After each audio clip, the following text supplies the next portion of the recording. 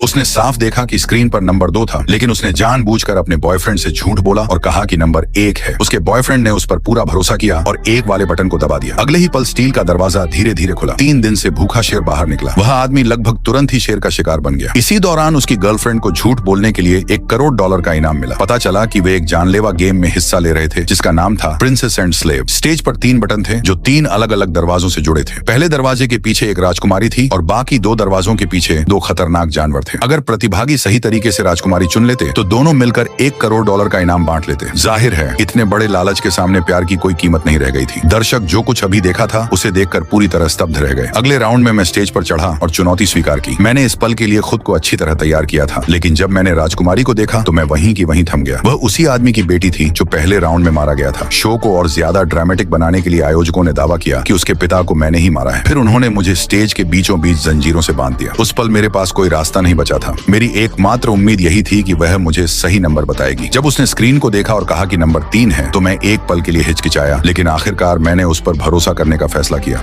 जैसे ही मैं बटन दबाने ही वाला था, मेरे सबसे अच्छे दोस्त ने अचानक मुझे चिल्लाकर कहा। उसने कहा कि मुझे नंबर 1 चुनना चाहिए, लेकिन वह औरत लगातार जोर दे रही थी कि जवाब 3 है। इस स्थिति में मैं कोई फैसला नहीं कर पा रहा था। जैसे ही काउंटडाउन 0 के करीब पहुंचा, मैंने उसी पर भरोसा करने का फैसला किया। अगले ही पल स्टील का दरवाजा धीरे धीरे खुलने लगा।